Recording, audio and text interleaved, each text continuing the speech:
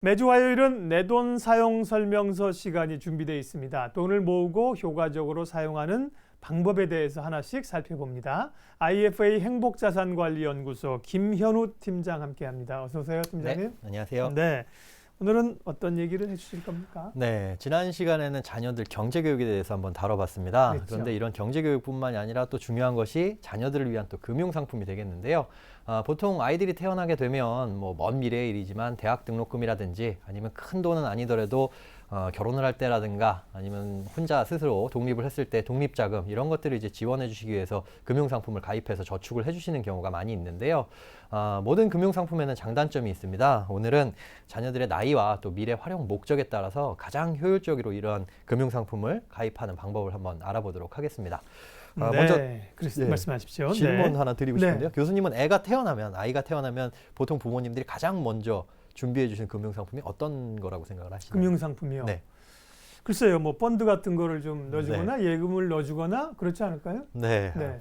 조금은 다른 것 같은데요. 요즘에는 네. 뭐 적금 가입하는 분들도 물론 많이 있지만 이런 저축하시는 분들도 있지만 태어나기 전부터 준비해 주는 상품이 아마 보험 상품이 아닐까 싶습니다. 뭐 네. 태아보험. 그러니까 나오기도 전에 주민등록번호가 생성되기도 전에 벌써 맞아, 가입을 그런 거 하죠. 있더라고요. 네, 보통 육아박람회 같은 곳 가면은 보험회사에서 부스 같은 거 이제 차려놓고요. 가입을 권유하거나 뭐 홍보하기도 하고요. 또 산후조리원 같은 데 가셨어도 아마 많이 보셨을 겁니다. 그런데 보험사만 하더라도 우리나라에 뭐 수십 군데가 넘고 또 각기 보험사마다 만들어내는 이 어린이용 상품들을 쭉 나열해놓고 보면 뭐 몇백 가지 가까운 숫자가 되니까 이것들을 다 비교하시기가 또 어려우실 거예요. 그러다 보니까 뭐 유모차를 준다거나 이런 사은품을 주게 되면 덜컥 현장에서 가입하는 경우가 있는데 이 보험이라는 것은 우리가 평생을 따라다니는 거기 때문에 이런 사은품 같은 것들보다는 아무래도 이제 내실에 좀 다져가지고 가입을 하시는 게 맞을 것 같습니다. 예. 몇 가지 원칙만 조금 지켜서 가입하시게 네. 되면 크게 이제 보험사마다 차이는 없을 것 같아요. 전체적인 틀에서 봤을 때 이제 보험 기간과 납입 기간에 대해서 먼저 설명을 좀 드릴 텐데요. 먼저 이제 만기라고 할 수 있는 보장 기간입니다. 보장을 받는 기간에 대해서 말씀을 드릴게요. 간혹 이제 어린이용 상품이라든가 태아보험 같은 경우에는 부모님들이 어렸을 때 그냥 어린이 보험 가입해주고 나중에 크면 또 어른 보험으로 갈아태워줘야지라고 생각하시는 경우가 있는데 요건 조금 이제 고치셔야 될 것 같습니다. 왜냐하면 10년, 20년 어린이용 상품을 가입하다가 만기가 됐을 때 뭐 20살이나 30살이 됐을 때 새로운 성인보험을 가입시켜 주게 되면은 또 한 번의 보험료를 또 10년, 20년 내야 되겠죠. 뭐 두 차례에 걸쳐서 가입을 하게 되는 거고요. 또한 이 가입 기간 중에 큰 병에 걸리거나 크게 다쳤다라고 한다면 새로운 보험 가입하기도 거의 이제 요즘엔 불가능합니다. 따라서 태어나기 전에 태아보험으로 가입을 시켜 주시되 요때 이제 만기는 한 100세까지 넉넉하게 평생 쫓아간다라고 생각하시고 길게 가입하시는 게 좋습니다. 또한 보험료를 내는 납입 기간에 대한 부분도 있는데요. 보험료는 통상 매달 이제 납입 기간을 뭐 10년, 20년, 30년 사이에서 결정을 할 수가 있습니다. 그런데 납입 기간을 단축하면 단축할수록 매월 내는 보험료는 비싸고요. 대신 총량은 가장 적습니다. 또 보험 기간을 길게 하면은 매달 내는 월 보험료는 적은 대신에 총 내는 총량은 적어지죠. 자, 예를 들어서 10년 동안 납입하도록 가입을 하게 되면은 월 보험료는 10만 원씩 120개월 동안 1,200만 원을 내야 되는데 30년 동안 내야 된다라고 한다면 월 보험료는 10만 원이 아닌 5만 원 정도로 줄어들겠지만 360개월을 내야 되니까 1,800만 원을 내야 되거든요. 이렇게 보면 아이고 600만 원이나 더 내니까 이것도 손해 아니야 라고 생각하실 수가 있는데 어차피 이 기간 동안 화폐 가치 하락할 걸 생각하면은 결국은 이제 동일한 가치다라고 생각을 하시면 되고요.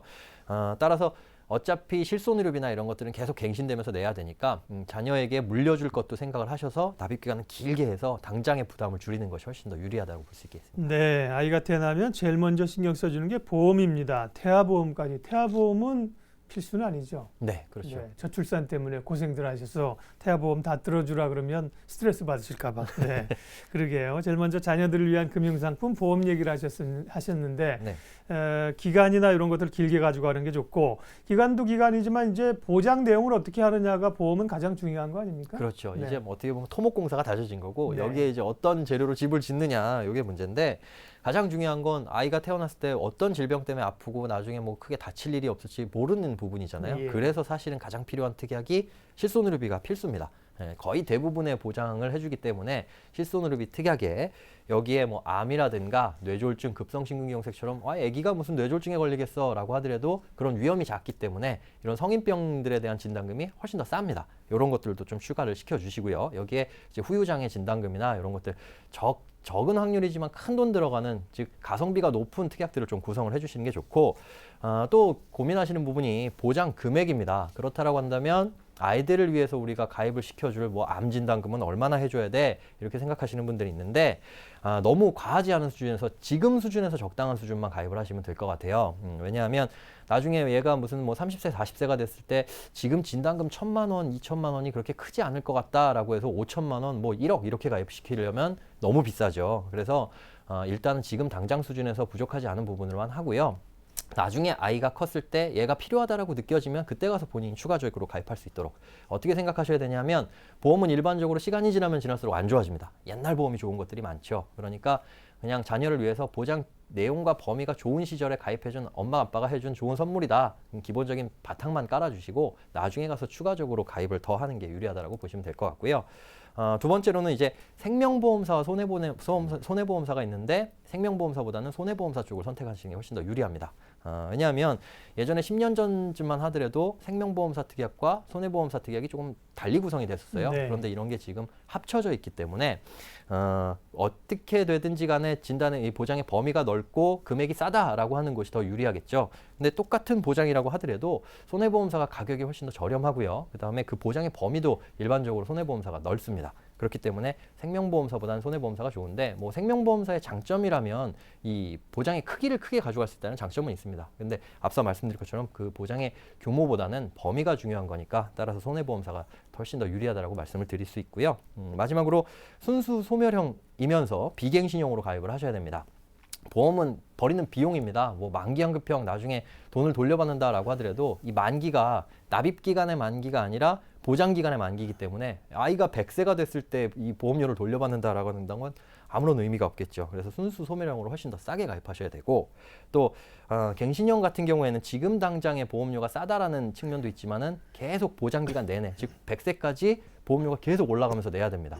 당장에 싸더라도 나중에 자녀가 커가지고 뭐 실제로 필요한 나이가 됐을 때 이게 부담된다라고 한다면 뭐 분명히 깨는 일이 생기겠죠. 그래서 그런 것을 미연에 방지하고자 하려면 비갱신형으로 가입해야 되는데, 다만 주의하셔야 될 건 일부 대형 보험사 같은 경우에는 저희는 비갱신형 상품이 없습니다라고 안내를 하는 경우도 있습니다. 그런데 비갱신형 상품은 분명히 보험사마다 존재를 하니까요. 네. 다른 보험사를 알아보시는 게 사실 현명하다라고 할 수 있겠죠. 자녀를 위한 금융상품, 적금이나 펀드 이런 게 우선적으로 저는 생각났는데, 네. 팀장님께서는 이제 보험을 제일 먼저 얘기를 해주셨고요. 네네. 예, 그 다음으로는 이제 어렸을 때야 용돈 주면 되지만 자라면서 목돈들이 필요하잖아요. 네네. 대학 입학할 때 혹은 뭐 결혼 자금, 또 사교육비 뭐 이런 것들을 위한 목돈 마련이 필요하지 않을까 싶은데, 그런 금융상품 좋은 게 있을까요? 네, 그런 금융상품 좋은 게 딱 답이 있으면은 참 좋겠는데, 네. 좀 애매합니다. 말씀하신 것처럼 두 가지로 나눌 수가 있는데요. 큰 돈이 들어가는 경우가 있고요. 예. 또 사교육비 같이 지출이 점점 증가하는 경우가 있단 말이죠. 그래서 요거를 좀 두 개로 구분해 가지고 준비를 하시는 게 현명하다라고 볼 수가 있습니다. 먼저 꾸준하게 증가하는 지출인 뭐 사교육비가 대표적이겠죠. 요거에 대해서 알아보면요. 올해 통계청에서 발표한 자료가 있습니다. 2015년 초, 중, 고 평균적으로 들어간 사교육비 비용이 월 24만 4천 원이다라는 발표가 있었는데요.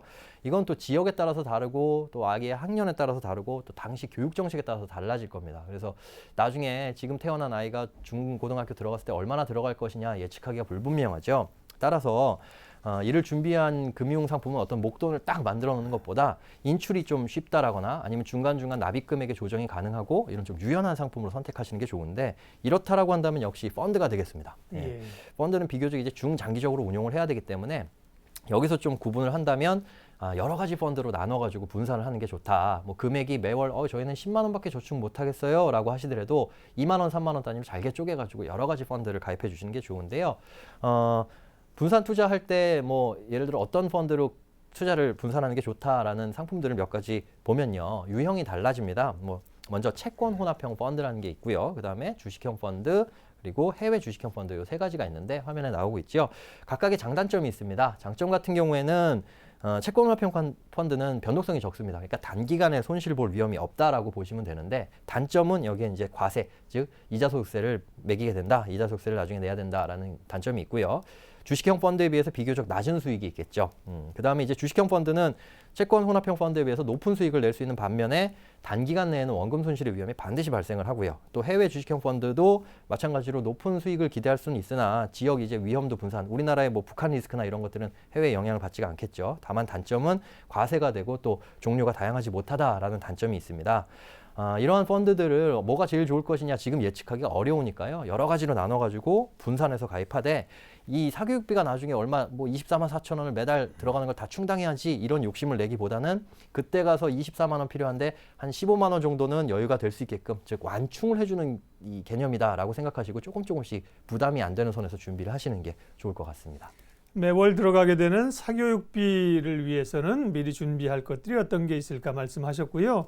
그렇지만 뭐 사교육비가 부담이 되는 건 사실이지만 이런 것들은 그래도 이제 다달이 좀 부담은 가지만 해결할 수 있는데 앞전에 질문 드린 것처럼 대학 등록금 혹은 뭐 결혼자금 이런 거는 많이 들어가기 때문에 미리 좀 옛날에 뭐 교육보험 이런 것도 있었잖아요. 그쵸. 요즘은 뭐 교육보험이 예전 같지 않으니까 이런 목돈을 위한 금융상품은요. 네, 이런 것들을 위해서 사실은 목돈이 크게 들어가는데 얼마나 들어가게 될지 뭐 물가 상승이나 계산해 보면 대충은 예상은 할 수가 있습니다. 지금 대학 등록금 보시면 연간 1,000만 원 거의 4년제 대학을 다닌다 그러면 4천만 원이라는 돈을 준비를 해야 되는데요.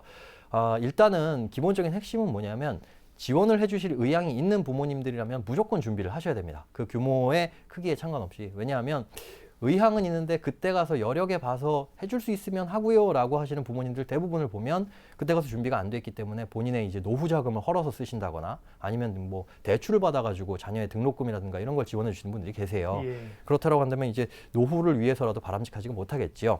자, 이런 저축 같은 경우 반드시 준비를 해야 되는데 이것도 아까 말씀드린 것처럼 펀드로 준비하는 게 좋습니다. 뭐 인출이라든지 납입의 제한이라든지 이런 게 없기 때문에 펀드도 굉장히 이제 유용하긴 한데 이게 단점이자 이 장점이자 단점이 될 수 있는 부분이 뭐냐면 강제성이 없다라는 부분입니다. 즉 돈이 필요하다 중간에 이걸 대학 등록금으로 마련하기 위해서 쭉 모아가고 있는데 중간에 집에 돈이 급한 일이 생겼다라고 한다면 여기서 인출이 너무나도 쉽다라는 거죠. 그렇기 네. 때문에 목적지까지 도달하는데 사실은 어려움이 있을 수가 있습니다. 그래서 이 상황에 내가 앞으로의 재무 계획을 확실하게 세워놓고 그다음에 그런 중간에 변수들도 다 준비가 되어 있고 아무리 무슨 일이 생겨도 자녀의 저축은 깨지 않는다라는 확신이 있으면은 펀드로 준비를 하셔도 되겠지만 이런 부분에 확신이 없다라고 한다면 조금 강제성이 있는 보험 쪽으로 준비를 하시는 게 유리할 수도 있습니다. 다만 보험도 가장 큰 단점이 있죠. 사업비, 수수료라는 부분인데요. 이 사업비가 매달 15%에 달합니다. 뭐 10만 원씩 저축하면 15,000원은 그냥 보험사에 수수료로 떼어준다라고 보시면 되는데 말씀하신 교육보험이 있었어요. 옛날에는 뭐 소위 이 7, 8% 되는 복리이자를 주기도 했었는데 요즘은 그런 상품은 없죠. 많아 높아야 3% 정도. 그래서 이런 금리형 상품보다는 뭐 변액 상품, 펀드에 투자하시는 변액 상품으로 준비하시는 게 좋은데요.